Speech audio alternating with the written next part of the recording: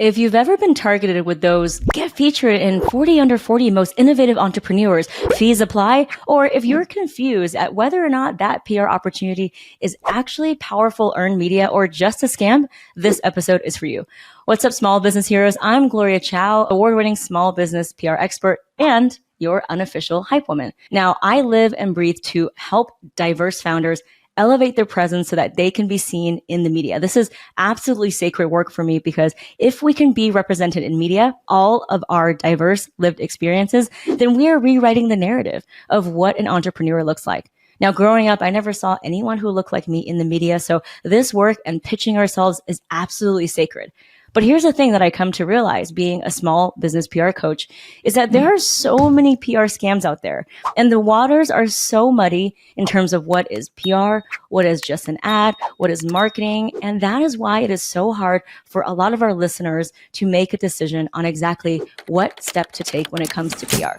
Now, all of the small business owners who are in our PR Starter Pack program, who have gotten resounding success, they know that they hold the key. They know that they are the ones who are in the best position to tell their story and pitch and get featured. But I want to take a moment to walk through what PR is not and define what PR is to me. Someone who has never worked in a traditional, old school, traditional agency, right? I've never worked in a PR or marketing agency. I used to be a government official. I used to be a diplomat.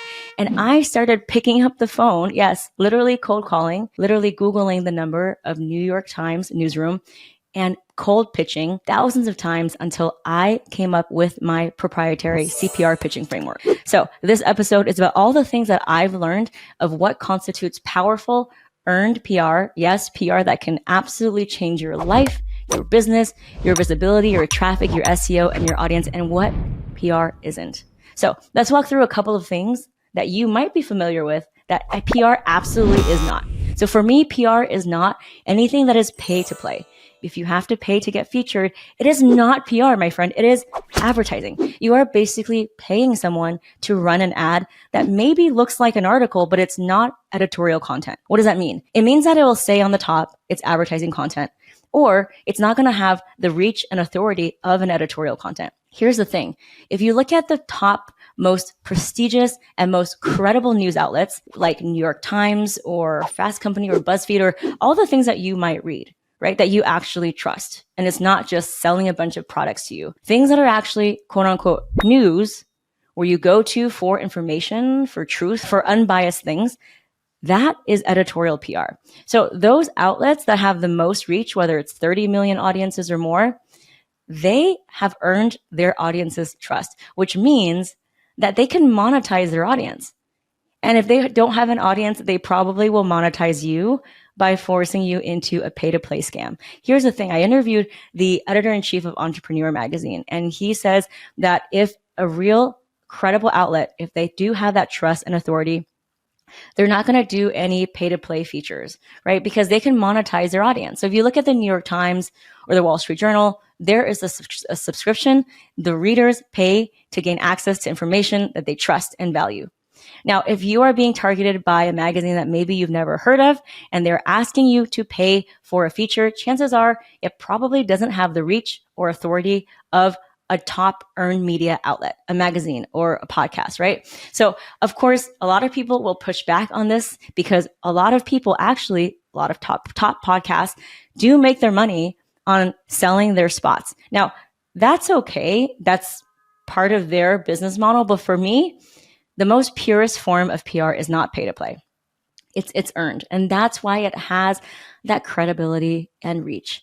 And if you look at all of the outlets that you can just pay to get into, chances are you probably don't really think they're credible, right? You are taking recommendations in your news and your product reviews from places that probably aren't so easy to pay and get featured. And so that is why I love about PR. It's that earned media. So it is not pay to play. It is not one of those get into a 30 under 30 or get an award for X, Y, and Z that you've never heard of. PR for me is also not paying an influencer of the week to talk about your product, right? That is paid marketing. That falls under paid marketing and not PR for me. Again, it's pay to play and anyone can do it. So it doesn't have the trust or the authority. And when I think about the difference between marketing and PR, They both reach people, but PR has that authority, that credibility that marketing doesn't always have. Now, if you look at an Instagram ad or if you're on Instagram, when you see something, it's probably not going to be as convincing as if you read about it in the New York Times, right? I know for me, it's not, because anyone can make a TikTok reel and anyone can pour money into Facebook ads. It doesn't mean that I feel that it's actually legitimate or vetted. So there you go, my case in point. PR is also not giving away tons of free merchandise and product and free services or free work to get featured. Now, this is one thing that I always say, which is a lot of the PR agencies that you might find who charge you tons of money with no guarantees, they will get you features, but at the cost of you sending tons and tons of free samples to maybe get in one little article. And I feel like if you have to give so much away to get featured, then it's not earned PR. So PR to me is establishing your credibility through knowing how to write a good pitch. Through the process of doing that, you become such a clear communicator. This is a skill that I think all founders need to hone in on, and that you cannot just delegate and throw money at the problem. You need to know how to turn your marketing and sales pitch into a newsworthy pitch, into one that it's truly relevant to a journalist so that they are capable and willing to share it, not in terms of an ad because they have a full ads department happy to take your money, but as an actual news story. So what does that mean? It means doing the work to position yourself as an expert, someone with an opinion. And when I say expert, I don't mean someone with lots of letters after their name. In our PR program, we have people who are as young as 20 years old as 80 years old, people making candles in their garage, and people who have had lots of different career transitions. And when I say positioning themselves as someone to pitch for PR, it does not mean that they have different certificates or any kind of accolades or that they've won an award. It's simply that they know how to turn their sales pitch into something that is newsworthy. And that's what I teach on my PR masterclass. If you haven't seen it yet, go to gloriachowpr.com/masterclass to learn step-by-step my proprietary method that has helped thousands of founders get featured in the world's top outlets, magazines, TV, radio, and podcasts without any PR experience. But let's get back into it. So here is what PR is not. PR is also not paying someone to write an article for you. Now, this gets very muddy and blurry because, as you know, on Forbes and a lot of the, Inc. magazine, there's a lot of contributors, right? And there's a lot of contributors who actually go against the policy of their agreement and they accept payment to write about someone. Now, Forbes is cracking down on this, but they have so many contributors that it's really hard to crack down on it. And I think that's why their credibility has gotten less and less, is because there's a lot of these pay to play things where you can just know someone, pay them and get featured in Forbes. Now, that is going to ruin the reputation of Forbes slowly. It is absolutely diluting their editorial power. So all this to say is that if someone is coming up to you and saying, yeah, you can pay me to write an article about you, it's probably not going to have that reach. It's probably not going to be that earned editorial content that's sitting on the front page of that outlet. It's probably going to be in a section that nobody sees. So I know that this episode might be contentious and a lot of people might disagree with me because there are a lot of PR agencies who are charging tons of money just so that you can pay someone else to write an article for you. But all I'm here to say is that the way that I do PR, the way that me and my PR Starter Pack members are taking control of their own story, it's never going to be pay to play. And no, there's no need to send tons of samples to get featured. Now, you can offer samples if it's low cost to you. Maybe it's a little bit and piece of something you have, but it's not a requirement. In fact, on this podcast, if you skip back a few episodes, I interviewed one of the editors at Allure magazine, and she says that she has so many samples that she's never even opened that she actually doesn't want founders to shove samples like down her throat. What she wants is to know, what is it about your product that's unique? Why is it relevant for this season? So even she said it herself, my friends, sending tons of samples and giving away tons of free stuff is never a requirement for credible PR in the biggest, most credible outlets. So now that we've covered all of this, what PR isn't, and you're kind of digesting this, hopefully it'll help you navigate in terms of how to spend your time and resources. And listen, I am guilty of it too. Sometimes we just want a silver bullet, right? We are trying to build our business and we just want to throw money at the problem, whether it's a pay to play feature, whether it's, succumbing to paying for followers, which never works, or paying a ton for ads, which with the targeting has very little ROI now. We have heard that ads targeting is getting less and less targeted, that cost per lead is going way up. And that's just the nature of the billion-dollar ad industry. They don't want you to actually target your audience right away, because then you wouldn't keep feeding the machine, would you? Right? Here's what PR is to me from the way that I've been able to do it and the way that our founders in the PR Starter Pack have reclaimed their power to do it. PR is earned prestigious media, which means that you cannot pay a journalist to write about you. It means that you have convinced that journalist or podcast host that you have something valuable to say to share with their audience, right? This is, again, like I said, the number one thing you need to do as a small business owner is you're so good at your marketing pitch. You know how to sell to customers.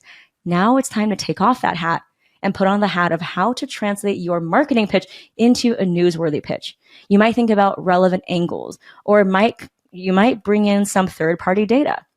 I had someone who's an introvert coach helping introverts speak up more, and she used a third-party data about research done on introverts and how they're actually more suited for C-level positions, and she was able to get on tons of outlets, right? So it doesn't have to be your proprietary data. It could be from a think tank, or it could be from a journal or a research institute.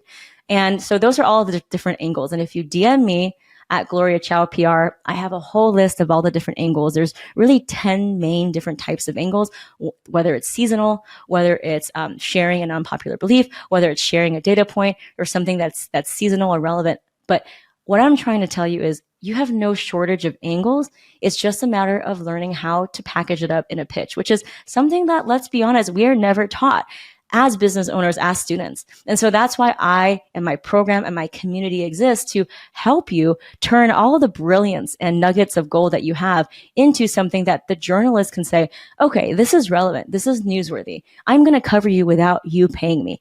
That, my friend, is the power of PR.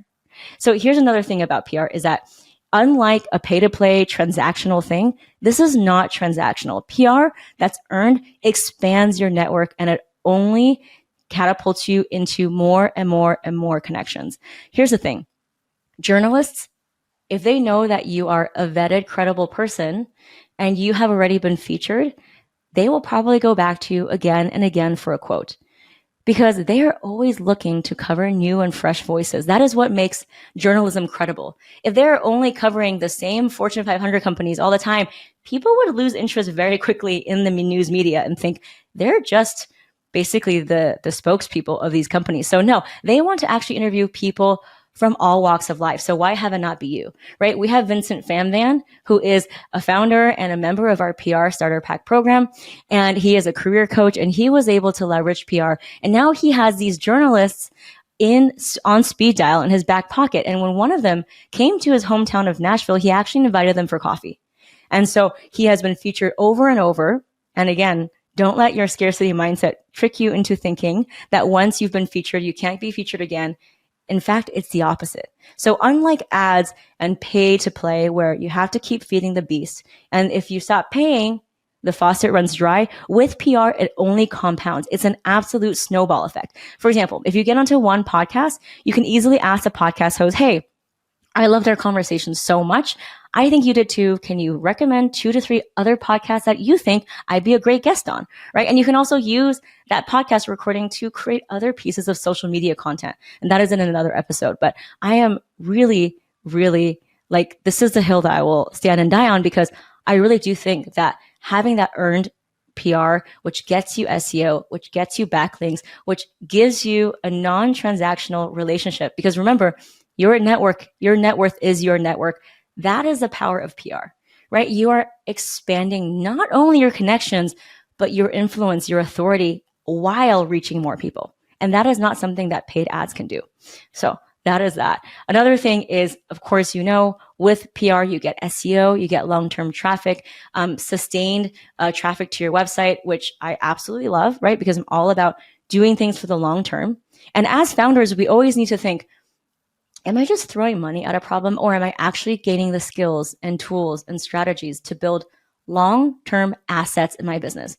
So getting PR, getting featured, whether it's on a podcast or a credible news outlet or radio or TV, that's not only repurposable content you can use for social media, but it gives you that SEO, it gives you that credibility. So for me, that is absolutely something that you should be focused on, because it is absolutely building long-term assets in your business. So you're not doing busy work and you're not doing some pay-to-play transactional one and done thing.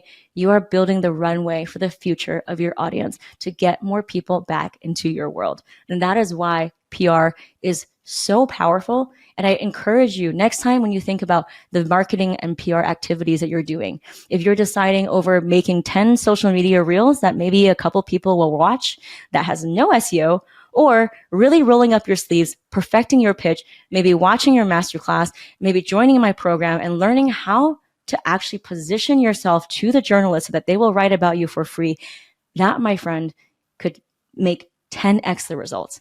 And that's what we're all about here, is how do we leverage our time as CEOs so that every hour I spend, I am getting that ROI. And again, it's a shiny new object. It's so much easier to get that dopamine hit of like, yes, I got 2 or 5 likes, but they're not going to necessarily equate to more sales or more traffic.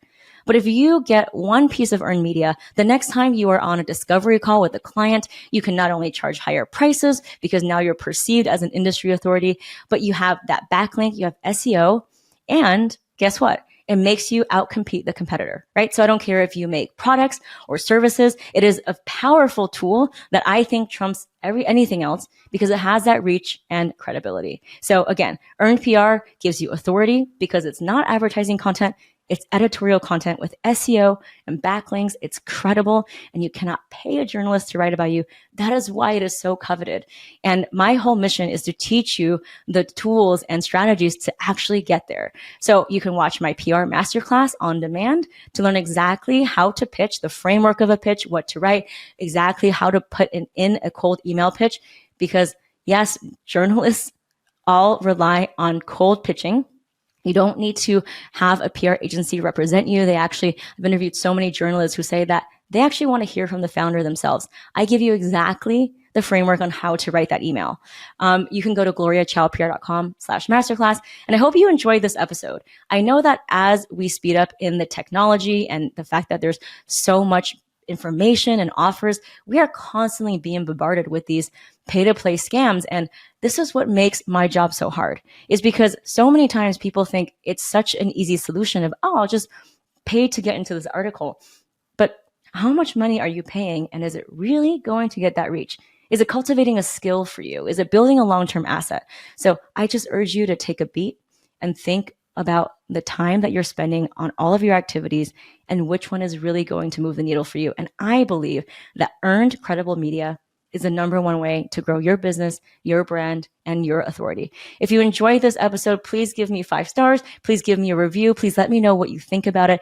And don't forget to recommend this to your other business besties. I am always looking to hear feedback from you. You can connect with me on all the social medias at Gloria Chow PR. That's Gloria, CHOUPR. And thank you so much for listening.